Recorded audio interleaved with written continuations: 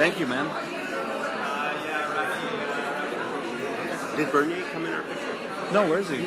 I think he was in our picture. And you know what? I've photobombed some of theirs too. Yeah, it's okay. He should have come. I'm not sure if he did. He was right there.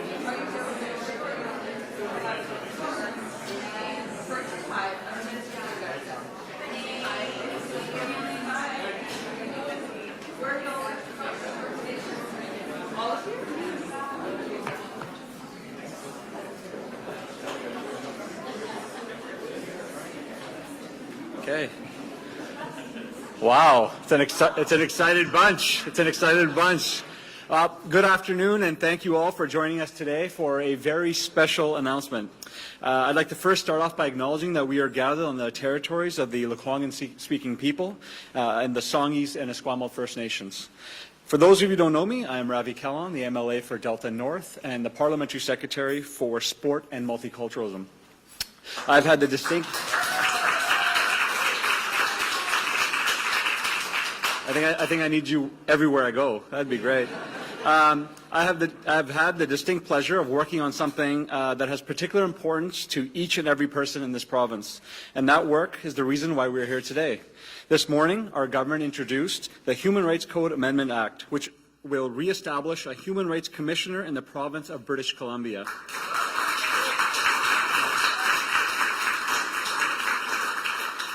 For years, BC has been the only province in Canada without such a body.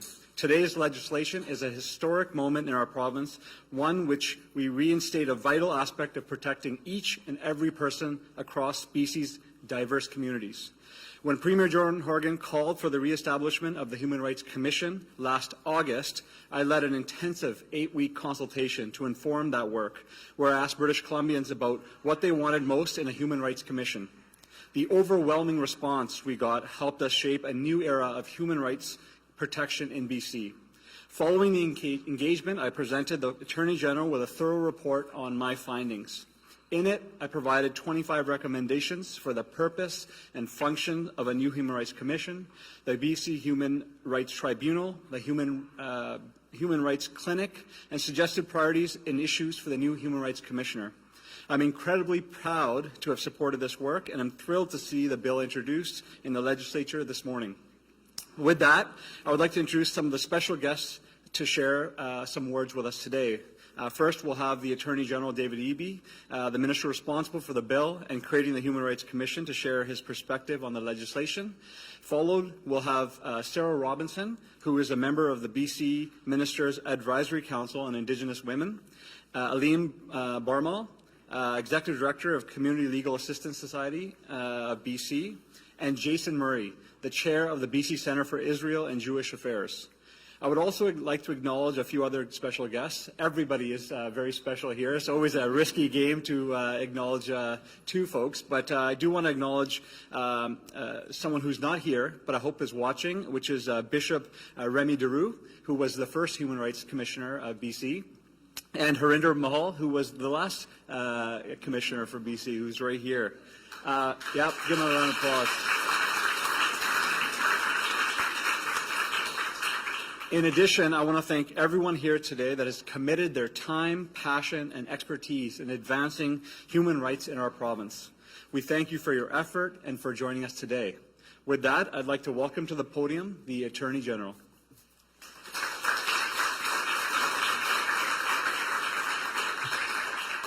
Thank you so much, Ravi, for all of your hard work on this and the engagement that you led across the province. We couldn't have done this without your efforts. Hugely appreciative. Just before I begin, I was just handed by my colleague Raj Chauhan, handed me a press release from Human Rights Commissions across Canada, congratulating the BC government on introducing this legislation and moving towards reinstating the Human Rights Commission in British Columbia.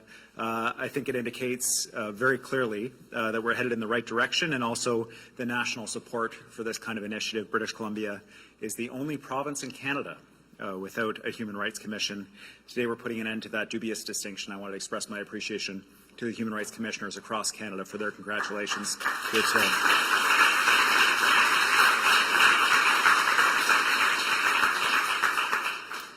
So we're marking the 70th anniversary of the UN's Universal Declaration of Human Rights this year. And I think that many of us in the room share the sense that today's amendments to the Human Rights Code in BC come not a moment too soon. I know that many British Columbians have watched with concern over what appears to be rising levels of hate and intolerance, both online and in the real world across North America, with the hate manifesting in violent targeted attacks against people of the Jewish faith, people of the Muslim faith, and various minority communities and minority community members. In British Columbia, we have to work to protect and grow the tolerance and mutual respect that we celebrate in our province, and to respond to this rising tide of hate. Today's announcement is a commitment by our government to choose a side in this fight for equality and human rights, to stand on the side of fair treatment, equal opportunity, and removing barriers for all British Columbians, regardless of who they are, where they came from, how they pray, or who they love. British Columbians have been clear that they want us to create a modern and responsive Human Rights Commission that effectively addresses modern-day issues and is built for success. By re-establishing a Human Rights Commission that will focus on promoting human rights education and preventing systemic discrimination, we can support the efforts of countless British Columbians who are working every day to ensure a more inclusive and just society for everyone. Many of those people have joined us here in the room today. Throughout the extensive public engagement process that was led by the Parliamentary Secretary, we heard repeatedly about the need to create a stable, independent Human Rights Commission in our province, that it was universally important. And that's why the Office of the Human Rights Commissioner in BC will be established as an independent office of the legislature, reflecting the importance of human rights for people in our province.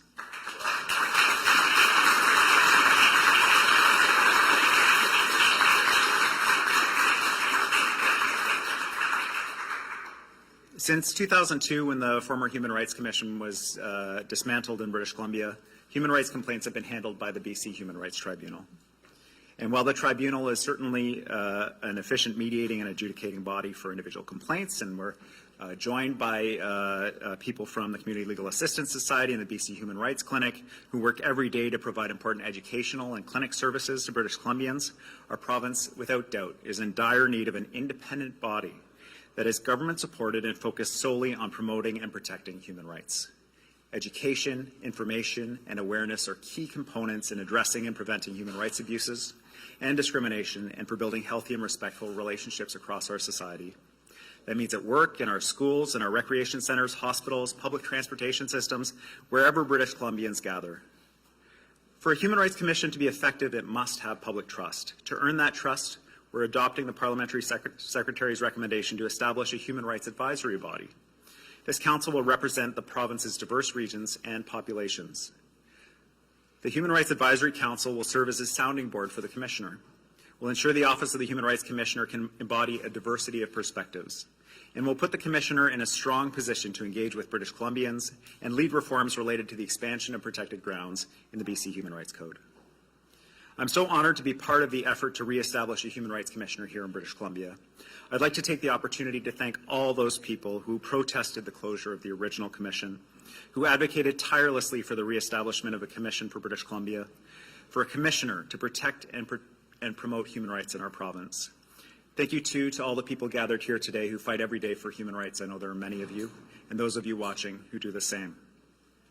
Thank you to everyone who participated in our public engagement. Your voices and perspectives, lived experiences, and valuable insights were instrumental to us being able to bring this forward in an effective way. And finally, I'd like to thank the fellow speakers who will be coming up here today. Sarah, Liam, and Jason, I'm so glad you could join us for this historic occasion. I said finally, but of course the politician, there's one more group I'd like to thank. We're also joined here by staff from the Legislative Assembly, or staff from the Ministry of Attorney General, who worked tirelessly to draft this legislation and to support the Parliamentary Secretary in the consultation. We couldn't have done it without their efforts as well. Thank you very much, everybody, for gathering here.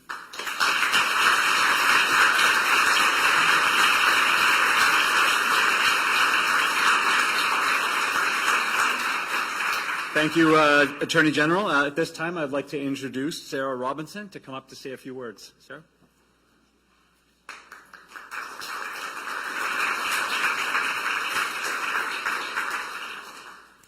Good afternoon. I'm not as tall as either David or Ravi. My name is Sarah Robinson. I'm a proud citizen of the Fort Nelson First Nation and the Soto First Nation in Northern BC's Treaty 8 territory. I'm honored to be here with you all today, and I honor and acknowledge the Lekwungen-speaking peoples for allowing this good business to take place on their territory.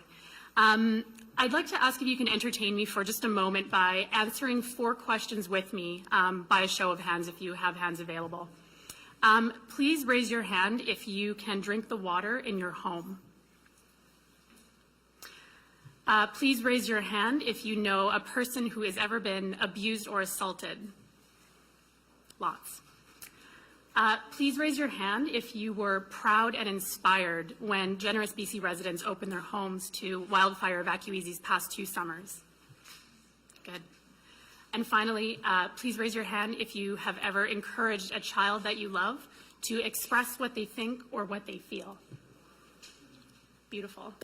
So what these hands show us today is that human rights violations impact each of us in some way or another, but they also show us that we each have an individual responsibility to be part of the solution.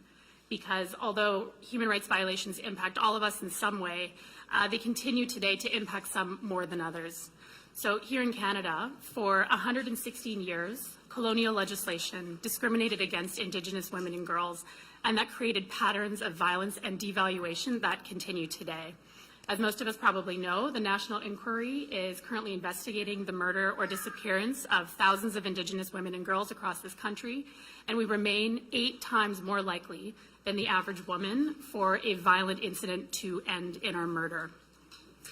To truly turn the ship around and really require and ensure basic human rights for all, we must specifically acknowledge historical and contemporary discrimination of Indigenous women by specifically creating space for us in the path forward. That means that it's imperative that Indigenous women and girls are specifically acknowledged and included in social change investments, such as new safe and transition housing projects, anti-violence initiatives, and of course, in the recreation of the BC Human Rights Commission that brings us all here today. I want to honor Ravi Kahlon for his hard work. Last year, he spent countless hours and met with hundreds of people and individuals to build this report, along with recommendations for the reestablishment of the Commission. And the report itself identifies a few key and early priorities, such as that the UN Declaration on the Rights of Indigenous Peoples guide the creation of the Commission, that the government has a responsibility to take the principles of the UN Declaration from talk to action, and finally, that the recreated BC Human Rights Council will keep government accountable to fulfilling those obligations. And in all of this good work, it is crucial that particular attention be paid to those of us who continue to experience human rights violations at exponential and unacceptable rates, and that is Indigenous women and girls. So I'm very optimistic about the legislation that was tabled today. I applaud, certainly, the recreation of the BC Human Rights Commission after a 16-year hiatus. And I think we can all agree that global, but also domestic activities show us that the time is now to move from talk to action, and that we have a collective, but also an individual on-the-ground responsibility to build a better world that our daughters will be proud of. Thank you for your time.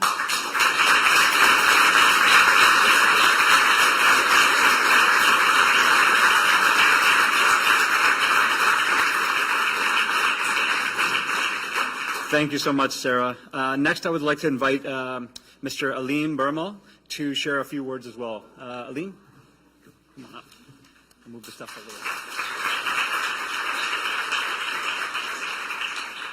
Hello, everyone. My name is Aline Barmel. I'm the Executive Director of the Community Legal Assistance Society. So I'm at that stage where I need my reading glasses. Our organization is based in Vancouver, and it operates the BC Human Rights Clinic. The BC Human Rights Clinic provides legal assistance and representation before the BC Human Rights Tribunal throughout the province.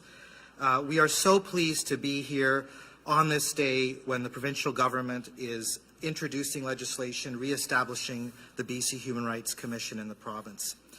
As you know, this legislation has been mentioned follows an 8-week public engagement conducted in the fall of 2017 that asked British Columbians what they want most from a Human Rights Commission. Among the key functions of the Commission will be examination of the underlying causes of discrimination, education and promotion of human rights, and combating widespread patterns of inequality and discrimination in society. As stated in his report, a Human Rights Commission for the 21st Century, Parliamentary Secretary Ravi Kahlon, in December 2017, following his extensive consultation that was initiated by the Attorney General, to quote that report, the role of the Commission will be to address the complex intersecting conditions that foster and preserve systemic discrimination by promoting and enforcing human rights and acting as a social driver for social change based on principles of dignity and equality. The Commission will work to expose, challenge, and end widespread entrenched structures and systems of discrimination through education, policy development, and public inquiries. In his report, Parliamentary Secretary Kahlon explained how the Commission would complement the work of the BC Human Rights Tribunal as the adjudicator and our clinic, the BC Human Rights Clinic, as the legal services provider, focusing on addressing the causes of discrimination and reducing its impact. This Commission will be filling a critical gap identified in the current model. We are so very pleased that there will now once again be a public institution, long overdue and missing these past 16 years, responsible for promoting and protecting human rights in the province through education, inquiries, advocacy, research, and reporting. We anticipate working closely with the Commission within our respective mandates to identify and address and advance the purposes of the Human Rights Code to foster a society of mutual respect and understanding where all are equal in dignity and rights. Thank you.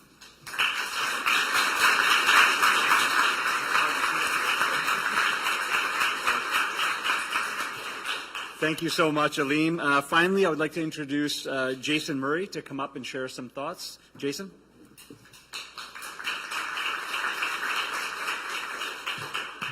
Thank you, Parliamentary Secretary, Ministers, ladies and gentlemen.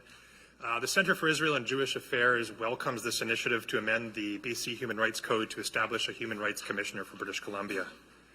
CIJA is a national, nonpartisan, nonprofit organization whose mandate is to dedicate itself to the improvement of the quality of Jewish life in Canada. All British Columbians, however, deserve to live in an inclusive society where we share responsibility to promote equality and ensure people are treated with dignity and with respect. To put it mildly, this has been a challenging week for my community. This week, Canadian Jews, British Columbians in this legislature, and British Columbians from all walks of life have reflected on the murder of 11 Jews in Pittsburgh. Murders that were perpetrated against people merely for being who they are, Jews. In our week of sharing grief and encountering support from people around us, I've been reminded of the important role that our entire society plays in protecting human rights and in allowing our fellow human beings to live their lives with dignity and respect. These murders highlight the risks of allowing hatred and discrimination to go unchecked, because left unchecked, history has a nasty way of repeating itself.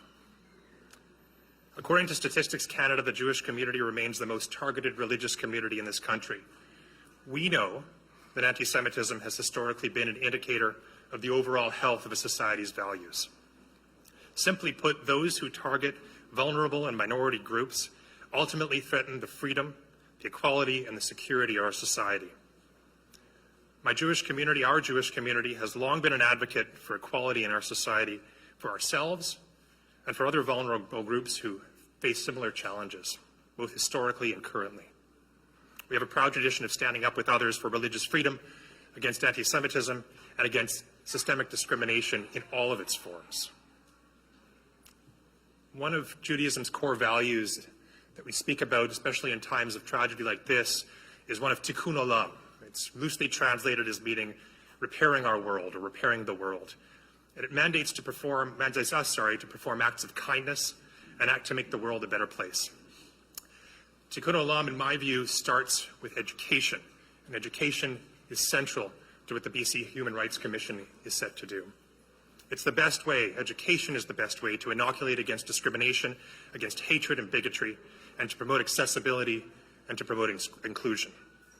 We believe that a Human Rights Commissioner and a Human Rights Commission can promote strong human rights culture in British Columbia, especially if it values educating children and youth in this province. Parliamentary Secretary and Minister, thank you on behalf of the organized Jewish community for being part of this important milestone. We look forward to engaging with you as the bill moves forward. Thank you again for asking us to participate.